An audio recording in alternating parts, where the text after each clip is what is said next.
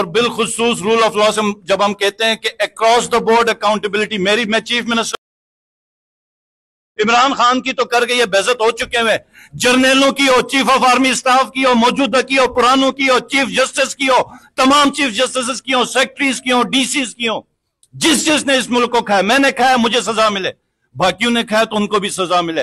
Rule of law, जिस तरह सैयदा पाक के बारे में नबी पाक साहब ने फरमाया था, कुरैश की एक औरत चोरी करके आई, लोगों ने कहा सरदार की बेटी है, दरबार नबूवत में सिफारिश की तो नबी पाक सल्लल्लाहु अलैहि वसल्लम जलाल में आया, कहा कि खुदा की कसम अगर मेरी बेटी सैयदा पाक भी होती तो मैं हाथ काटने की सजा मौकूफ ना करता। ये होता है रूल ऑफ लॉ। ये नहीं कि नवाज शरीफ का बेटा है या किसी जज का बेटा है या किसी जर्नल का बेटा है कि जिसने चौक में 2 जमीयत के लड़कों को कत्ल कर दिया, कोई पता नहीं चलता। ये लाकानूनियत है, हालांकि ये मुल्क कलमा के नाम पे बन गया। तो ये दूसरा। तीसरा जो है, जो पॉइंट हम, ये जो एजिटेशन का तीसरा जो मुतालबा है वो ये है कि 1975 से लेकर अभी तक सुकूत ढाका हुआ एक कमीशन बना, कमीशन का आप कहें कि जी कमीशन में ये था, आप गद्दार हैं। आप किसी और जगह पे कहें जी ये मिसिंग पर्संस का ये मामला खत्म करें, आप खुद मिसिंग पर्सन बन जाते हैं।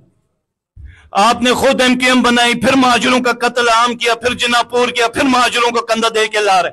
तो ये ड्रामे, ये जो अवाम को झूठा और तजलील करना, बलूचिस्तान में जो हो रहा है, महाजरीन के साथ हुआ, सिंध में हुआ, भुट्टो को फांसी लगी, बुक्टी का कत्ल हुआ, लियाकत अली खान का कत्ल हुआ। तो इस मुल्क में हम हर चीज मतलब कयामत सुगरा देखते रहे लेकिन हम उंगली नहीं उठा सकते। तो ये जो तीसरी डिमांड है कि एक एक हकाइक सामने लाए जाए, क्योंकि जब तक हकाइक सामने नहीं होंगे, मरहम नहीं लगेगा, माफी तलाफी नहीं होगी, यह मुल्क आगे नहीं बढ़ सकेगा।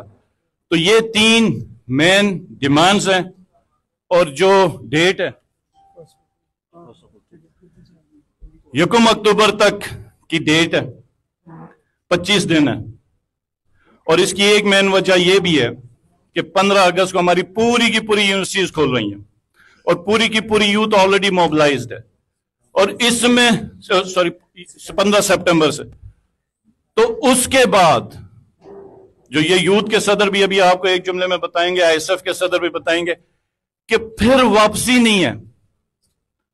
फिर एक बंदा निकलता है, करोड़ निकलता है, पूरा मुल्क निकलता है, नहीं निकलता, एक चौक बंद होता है, जो कुछ होता है। फिर ये पूरी जो यूथ है और जो तुलबा है, ये सब के सब रोड पे होंगे इस लाकानूनियत के खिलाफ, इस फस्तायत के खिलाफ। और आईएसएफ के एक जो इनकी स्पेशल डिमांड है, और इनकी डिमांड की वजह मैं बताता हूं। ये जो मैंडेट जिसने चुराया ना, जो सबसे बड़ा इसका मुजरिम है वो चीफ इलेक्शन कमिश्नर है। और मेरी अगर जाती राय हो तो मैं कहूंगा कि इसकी जो मुतालबे में होनी चाहिए, डी चौक के ऊपर फांसी होनी चाहिए, डी चौक के ऊपर आर्टिकल 6 लगना चाहिए। और ये जो इलेक्शन कमीशन है वो किसी भी प्रोविंशियल गवर्नमेंट के अंदर नहीं होता, ये वफाक के अंदर है।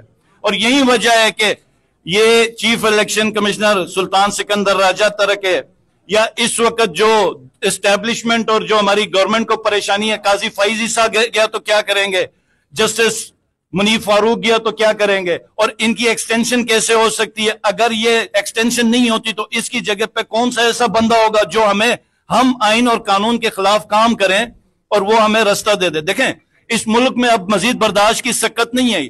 बलोची नाराज हैं, सिंधी नाराज हैं, महाजर नाराज हैं, पख्तून 4 ऑपरेशन हो गए हैं अमन के लिए और हर दिन दहशतगर्दी बढ़ती है।